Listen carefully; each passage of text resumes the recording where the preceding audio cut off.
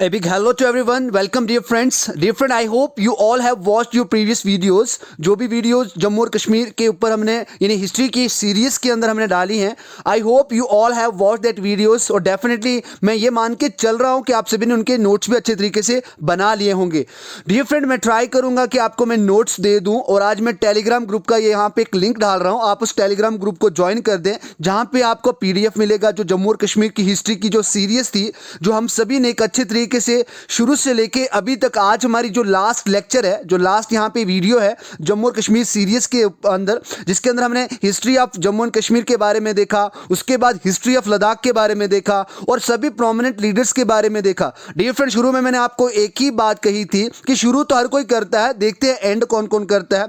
मैं आज अपने ओर से एंड कर रहा हूं और आप अपने साइड से भी आई होप कि एंड कर रहे हैं। जिस स्टूडेंट ने या जिन लोगों ने अच्छे तरीके से शुरू से हर एक वीडियो को एक ब्रीफली वे से देखा है, डियर फ्रेंड, मैं आपको ये अश्योरेंस देता हूं कि अभी तक अगर आपने हर एक वीडियो को एक सही तरीके से एक कंप्लीट फोकस के साथ अगर देखा है और उसके नोट्स बनाए हैं और अगर उसकी एक बार रिवीजन करी है, तो कभी भी आपको ये जो मैंने आपको पढ़ाया है, कभी भी आपको ये जम्मू और कश्मीर की जो हिस्ट्री है, जो हम इस सीरीज़ के अंदर हमने जो कवर करी है, यानी 11 से 12 लेक्चर हमारी जो इसके ऊपर बनी, तो इसके अंदर मैंने एक छोटे पॉइंट को यानी प्रोमिनेंट लीडर्स को लेके यहाँ पे कब से महाभारत पीरियड से लेके यहाँ पे शेख मोहम्मद अब्दुल्ला तक यहाँ पे मैंने आप सभी को कवर करवाया। तो आज की इस लेक्चर के अंदर हम बात करेंगे शेख मोहम्मद अब्दुल्ला की बात करेंगे और उसके साथ साथ महाराजा हरि सिंह की भी बात करेंगे। क्यों? क्योंकि शेख अब्दुल्ला और महाराजा हरि सिंह के बीच, जब महाराजा हरि सिंह यानी जम्मू कश्मीर के राजा थे यानी महाराजा थे, तो उस टाइम पे जो शेख अब्दुल्ला थे उनका क्या प्रोफेशन था, किस तरीके से शेख अब्दुल्ला को एक प्रोमिनेंट यहाँ पे एक अच्छा इंसान माना गया था या डिस्टिंग्विश्ड लीडर माना गया था हमारे जम्मू और कश्मीर के अंदर, जिन्होंने यानी पॉलिटिक्स के अंदर, स्टेट के अंदर एक बहुत ही अहम रोल प्ले करा है। सो डियर फ्रेंड, सबसे पहले बात करते हैं, यहाँ पे हम बात करते हैं महाराजा हरि सिंह की बात करते हैं।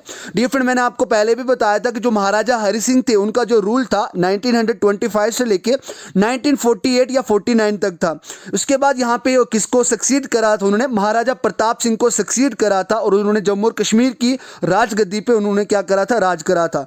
अगर आपको कोई पूछे कि जो हरि सिंह थे वो कौन थे, तो वो कौन थे? जो अमर सिंह के बेटे थे, जो नेफ्यू ऑफ महाराजा किसके थे, नेफ्यू ऑफ महाराजा किसके थे, प्रताप सिंह के जो एक भतीजे थे। उस तरीके से भी आपको मैंने ये पढ़ाया था। उसके बाद उनके टाइम की अगर बात करें, थोड़ा मैं और भी दे देता हूं, उन्होंने क्या करा था, जो प्रजा सभा थी उसको इस्टेब्लिश करा था। कब करा था? 1934 में उसको इस्टेब्लिश करा था। उसके बाद जो जम्मू और कश्मीर बैंक की जो फाउंडेशन है, इस्टेब्लिशमेंट है, वो उन्होंने ही करवाई थी। कब करवाई थी? 1938 में, जिसका जो हेड ऑफिस था वो तब कहाँ था? श्रीनगर के अंदर था। उसके बाद जो शेख अब्दुल्ला थे वो भी उनके राज के टाइम पे एक अच्छे एक प्रोमिनेंट पॉलिटिशियन की तरह उभर के आए थे। अब महाराजा हरि सिंह के टाइम के अंदर वो क्या थे, जो during the years of his rain was very popular with his subject. जो शेख अब्दुल्ला थे महाराजा हरि सिंह के टाइम पे वो बहुत ही अच्छे एक पॉपुलर थे अपने सब्जेक्ट को लेके, यानी पॉलिटिक्स के अंदर उनका जो हाथ था बहुत मजबूत था। जैसे जैसे टाइम बढ़ता गया वैसे वैसे वहां पे क्या हुआ, एक अच्छे तरीके से एक ऑटोक्रेटिक टेम्परामेंट शुरू हुआ, जिन्होंने अच्छे तरीके से लोगों के अंदर ये क्या फैलाया, एक अच्छा एक पॉलिटिशियन का एक अच्छा अपना इन्वायरमेंट को इस्टेब्लिश करते करते वहां पे एक दूसरे तरीके से यहाँ पे क्या करना, राज को करना सिखाया। क्योंकि जो एजुकेटेड यंग मैन थे वो सभी के सभी क्या थे, बेचैन थे। क्यों बेचैन थे? ताकि उनको एक बेरोजगारी जो थी वो सता रही थी। यानी वो सभी के सभी जो एजुकेटेड यंग मैन थे, जो महाराजा रणबीर सिंह के टाइम से जो स्कूल की फाउंडेशन पड़ी थी, उसके बाद धीरे धीरे अच्छे एजुकेटेड यंग यूथ भी आने लगे, और जो यंग मैन थे वो बेचैन हो रहे थे। क्यों? क्योंकि वहां पे उनको एक पास कोई रोजगार का सोर्स नहीं था। They all were facing the unemployment issue. और इसी तरीके से उनमें से एक दूसरे थे जो एक अच्छे एजुकेटेड थे, वो थे शेख मोहम्मद अब्दुल्ला थे। वो कौन थे? शेख मोहम्मद अब्दुल्ला थे। तो उसके बाद बात करते हैं, उन्होंने जो पोस्ट ग्रेजुएशन थी, जो उनकी पोस्ट ग्रेजुएशन थी, वो अलीगढ़ मुस्लिम यूनिवर्सिटी, जिसको AMU के नाम से भी जाना जाता है। और जो ऑल अनएम्प्लॉयमेंट थे, उन्होंने क्या करा थे, ग्रुप को क्रिएट करा था, जिस ग्रुप का नाम था, जिस पार्टी का नाम था रीडिंग रूम पार्टी, जिसको क्या कहते थे, रीडिंग रूम पार्टी कहते थे। और उन्होंने क्या करा था, जो फ्रीडम मूवमेंट था उसको क्या करा था, शुरू करा था। और उसी को जो मोहम्मद अब्दुल्ला थे, यानी शेख मोहम्मद अब्दुल्ला थे, जो रीडिंग रूम पार्टी का जो एक ग्रुप फॉर्म हुआ था, उसको वो क्या करते थे, लीड करते थे। उसके बाद अगर बात करें शेख मोहम्मद अब्दुल्ला की बात करें तो उनका जो जन्म था वो कब हुआ था, यानी 5 दिसंबर 1905 को सोरा श्रीनगर के अंदर एक जगह है, वहाँ पे उनका क्या हुआ था, जन्म हुआ था। तो वो एक बहुत ही अच्छे डिस्टिंग्विश लीडर थे जम्मू और कश्मीर के अंदर, जिन्होंने स्टेट पॉलिटिक्स के अंदर एक बहुत ही अच्छा इंपॉर्टेंट रोल क्या करा है, प्ले करा है। उसके बाद वो क्या बने थे, जो मुस्लिम, यहाँ पे देखो he became the president of Muslim conference, यानी देखो यहाँ पे प्रेसिडेंट ऑफ मुस्लिम कॉन्फ्रेंस अगर कोई पूछे आपको, जो 1932 की बात है, तो जहाँ पे वो जम्मू कश्मीर मुस्लिम कॉन्फ्रेंस क्या बने थे, उन्होंने लॉन्च करी थी और उसके वो प्रेसिडेंट भी बने थे। अगर आपको कोई क्वेश्चन पूछे who was the founder of Jammu and Kashmir Muslim conference, तो अब आप क्या कह सकते हैं, शेख मोहम्मद अब्दुल्ला। कब करी थी, 1932 के मिडल में, यानी जून और जुलाई के आसपास उन्होंने इसको करा था। उसके बाद जब वो मुस्लिम कॉन्फ्रेंस के प्रेसिडेंट बने थे, कब बने थे, अक्टूबर 1932 में बने थे। और उसने सबसे पहली जो सभा थी, जो मीटिंग थी, उसको एड्रेस करा था, किसने करा था, शेख मोहम्मद अब्दुल्ला ने पहली कॉन्फ्रेंस को क्या करा था, मींस एड्रेस करा था, उसको संबोधित करा था। उसके बाद जब उनकी पहली वो जो एड्रेस थी, जो मीटिंग थी, उसको एड्रेस करते हुए उन्होंने यहाँ पे एक एमिकेबल रिलेशन, एक भाईचारे की, एक अच्छी तरीके से डिफरेंट कम्युनिटीज को सबको इकट्ठा लेके चला था। और उन्होंने अपने वो पहली जो भाषण था, जो पहला फर्स्ट एड्रेस कर रहे थे, उसके अंदर उन्होंने ये चीज़ें पॉइंट करी थी, यानी ये चीज़ें उन्होंने बोली थी। उसके बाद बात करते हैं, अगर बात करते हैं उसके बाद अगर इन मार्च 1933 की बात करते हैं, तो मुस्लिम जो कॉन्फ्रेंस थी, उन्होंने एक दूसरा मूवमेंट को लॉन्च करा था, जिस मूवमेंट का नाम था सिविल डिसओबीडियंस मूवमेंट, जिसके अंदर वो जो गवर्नमेंट ने क्या करा था, कॉन्स्टिट्यूशन को क्या करी थी, डिमांड करी थी। और आप सभी को पता है कि हमारे जम्मू और कश्मीर का 31 अक्टूबर 2019 से पहले एक अपना क्या था, संविधान था, एक अपना कॉन्स्टिट्यूशन था। इस तरीके से यहाँ पे सिविल डिसओबीडियंस मूवमेंट की जो शुरुआत थी, डिमांड थी, वो कब हुई थी, 1933 के अंदर हुई थी। किसके द्वारा हुई थी, मुस्लिम कॉन्फ्रेंस ने ये लॉन्च करी थी। उसके बाद 1939 की बात करते हैं, तो वहाँ पे एक मेंबरशिप ऑफ मुस्लिम कॉन्फ्रेंस यहाँ पे सभी के लिए रखी गई थी, कि जो भी चाहता है कि उस मुस्लिम कॉन्फ्रेंस को ज्वाइन करना, वो कर सकता था। और इसी तरीके से 11 जून 1939 को जो शेख मोहम्मद अब्दुल्ला थे, उन्होंने क्या करा था, जो मुस्लिम कॉन्फ्रेंस थी, जो Jammu and Kashmir Muslim conference थी, उसको कन्वर्ट करके नेशनल कॉन्फ्रेंस के अंदर, उसका नाम चेंज करके, यानी उसको कन्वर्ट कर दिया था मुस्लिम कॉन्फ्रेंस को नेशनल कॉन्फ्रेंस से। इसी तरीके से जो आजकल हमारे जो जम्मू और कश्मीर के अंदर जो एनसी जानी जाती है, वो पहले क्या थी, एमसी यानी मुस्लिम कॉन्फ्रेंस, और आज हम इसको क्या जानते हैं, एनसी जानते हैं, यानी नेशनल कॉन्फ्रेंस के नाम से जानते हैं। उसके बाद जो हिंदू थे और जो सिख थे, उन्होंने क्या करा था, जो नेशनल कॉन्फ्रेंस था, उसको ज्वाइन करना शुरू करा था।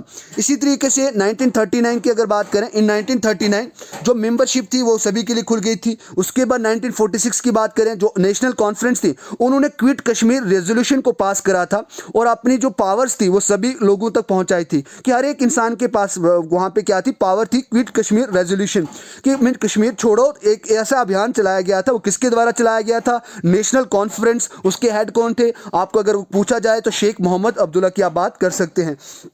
उसके बाद यहाँ पे बात करते हैं, government camp down heavily on national जो कॉन्फ्रेंस एक्टिविस्ट, यानी आस्ता आस्ता धीरे धीरे क्या हुए, मीन्स वो जो नेशनल कॉन्फ्रेंस के एक्टिविस्ट थे, जो लोग थे, वो धीरे धीरे उनकी जो पावर थी, जो गवर्नमेंट थी, वो गिरती आई।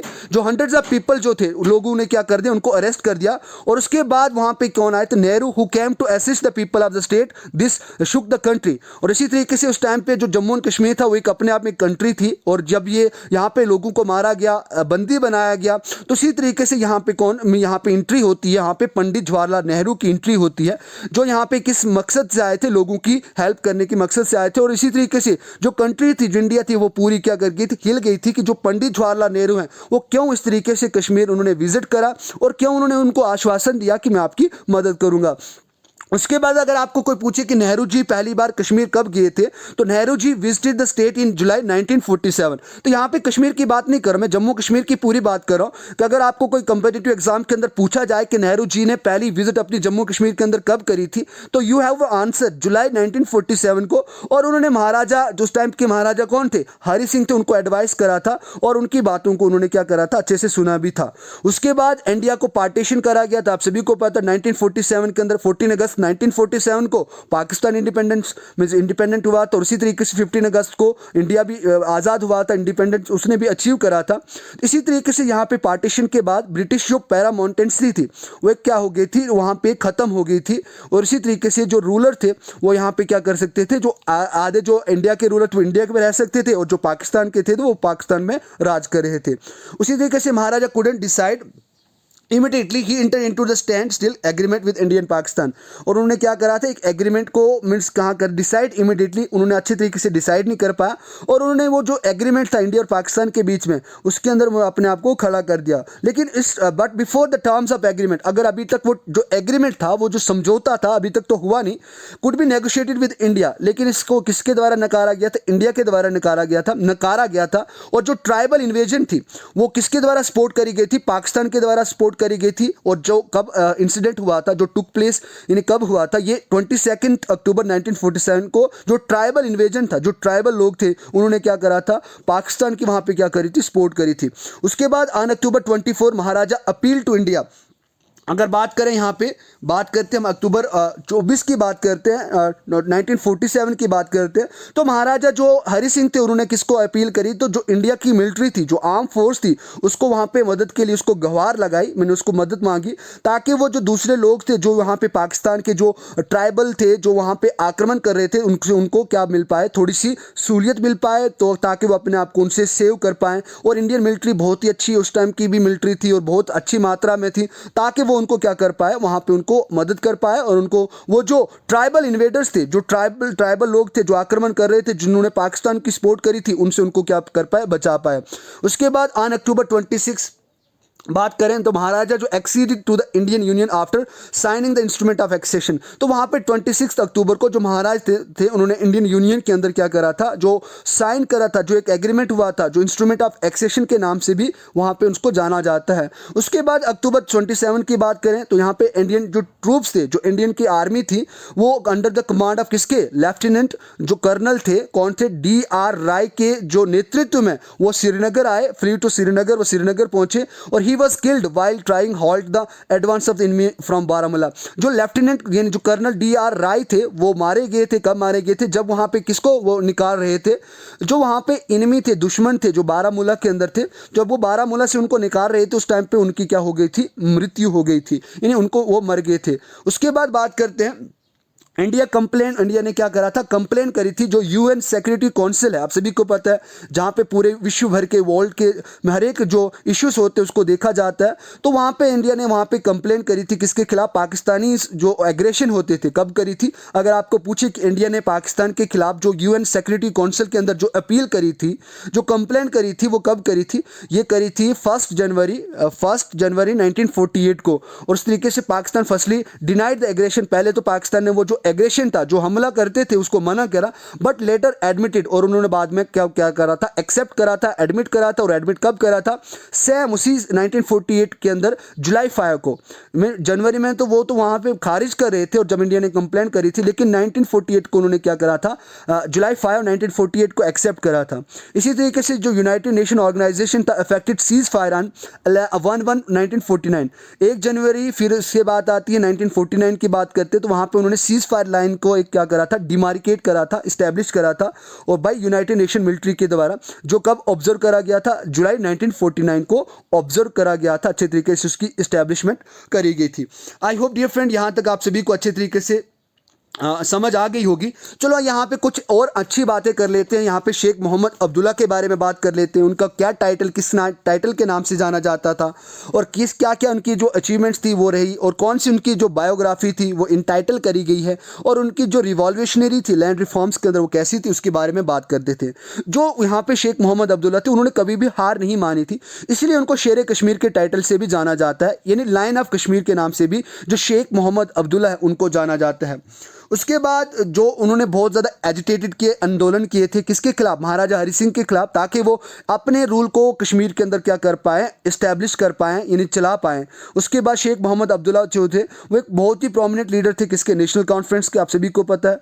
और उसके बाद उन्होंने thrice as the head of government, इन 3 बार हेड, सरकार का हेड के तरीके से उन्होंने काम करा है, और he was the prime minister of Jammu and Kashmir after it accession to India 1947। तो वो 2 बार जम्मू और कश्मीर के प्राइम मिनिस्टर भी बने हैं, आपको ये भी पता होना चाहिए। अगर आपको देखो कोई पूछे हु वाज द फर्स्ट, इससे पहले जो शेख अब्दुल्ला थे उससे पहले कौन थे, मेहर चंद महाजन। जो मेहर चंद महाजन थे तो 15 अक्टूबर 1947 टू 5 मार्च 1948 तक उन्होंने क्या करा था, as a prime minister Jammu Kashmir के अंदर राज करा था। यानी लगभग 142 डेज वहां पे उन्होंने राज करा था। अगर आपको उस टाइम की गवर्नमेंट का बात करी तो गवर्नमेंट यहाँ पे इंटर्म गवर्नमेंट थी। उसके बाद पार्टी यहाँ पे इंडिपेंडेंट पार्टी थी। ये किसके द्वारा अपॉइंटी करे गए थे, जिसको हम सदर रियासत कहते हैं, जिसको प्राइम मिनिस्टर कहते हैं, तो Mehar Chand Mahajan was the first prime minister. उसके बाद शेख मोहम्मद अब्दुल्ला जो थे उन्होंने 5 मार्च 1948 को यहाँ पे एज ए प्राइम मिनिस्टर अपने आप को वहाँ पे इस्टेब्लिश करा था। यानी प्राइम मिनिस्टर के नाम से उनको जाना, वहाँ पे उनको बैठाया गया था 5 मार्च 1948 को। 31 अक्टूबर 1951 तक 3 साल लगभग 3 ईयर्स टू 40 डेज तक उन्होंने वहाँ पे एज ए प्राइम मिनिस्टर 5 मार्च 1948 से 31 अक्टूबर 1951 तक काम करा था। उसके बाद 31 अक्टूबर 1951 को दोबारा से वो जीत गए थे इलेक्शन और उन्होंने फिर से 9 अगस्त 1953 यानी 1 साल 282 डेज, 1 ईयर 282 डेज तक उन्होंने फिर से एज ए प्राइम मिनिस्टर वहाँ पे काम करा था। इस तरीके से हमें ये जानने को मिलता है कि जो महाराजा हरि सिंह के टाइम के बाद उसकी बात करते हैं, जो शेख मोहम्मद अब्दुल्ला थे उसके बाद वो 2 बार वहाँ पे क्या बनाए गए थे, प्राइम मिनिस्टर बनाए गए थे, यानी सदर रियासत भी उनको बनाया गया था।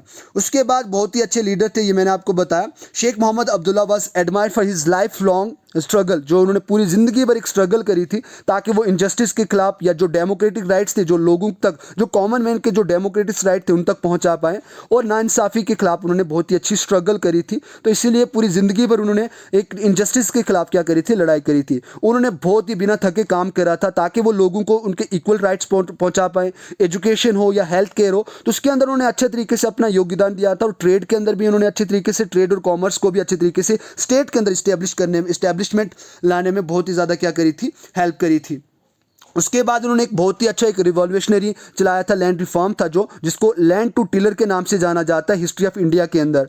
उसके बाद उनकी एक बायोग्राफी थी जो उर्दू के अंदर लिखी गई है, जिसका नाम है आतिश चिनार। आतिश चिनार जो किसके द्वारा लिखी गई है, जो एक फेमस ऑथर थे, कश्मीरी ऑथर M.Y. टेंग, जिनको पब्लिश करी गई थी, जिसके किसके आफ्टर शेख अब्दुल्लाज डेथ। जैसे शेख अब्दुल्लाज की डेथ हुई थी जब वो 1982 में, जब उनकी सितंबर 8 1982 में जब उनकी मृत्यु हुई थी, उसके बाद जो आतिश चिनार था, जो उनकी बायोग्राफी थी, जो उर्दू के अंदर इंटाइटल करी गई थी, लिखी गई थी, उसको पब्लिश करवाया गया था।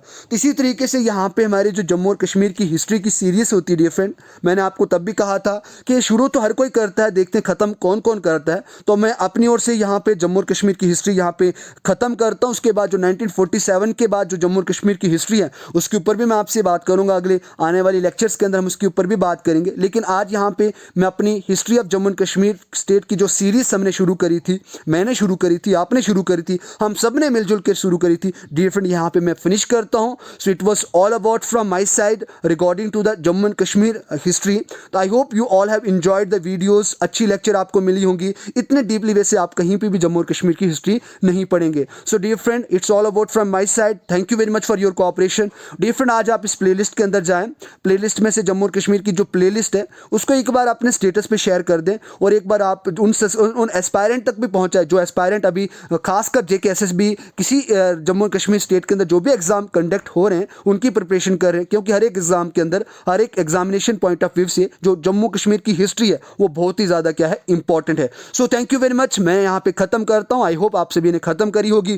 टेलीग्राम ग्रुप का लिंक जो है वो नीचे दिया गया है, उसको प्लीज़ एक बार आप ज्वाइन कर दें ताकि उसके अंदर आपको जम्मू और कश्मीर की हिस्ट्री के जो नोट्स हैं अभी तक हमने पढ़े वो सभी आपको मिल पाए। सो thank you very much for your cooperation, and if you haven't subscribe this channel please subscribe कर दें, लाइक ज़रूर कर दें और फीडबैक भी ज़रूर दें, ताकि मैं अच्छी तरीके से, और एक जैसे अभी मैं सोच रहा हूँ पॉलिटिकल की एक सीरीज़ लाएं, जो इंडियन पॉलिटी है उसकी सीरीज़ लाएं, जिसके अंदर 200-300 वीडियोस छोटी छोटी आपको मिलेंगी, जो आपकी इंडियन पॉलिटी के अंदर आपको बहुत ही ज़्यादा अच्छे तरीके से आपको समझने के हिसाब से आपके हेल्पफुल साबित होंगी। So thank you very much, don't forget to like and press the bell icon so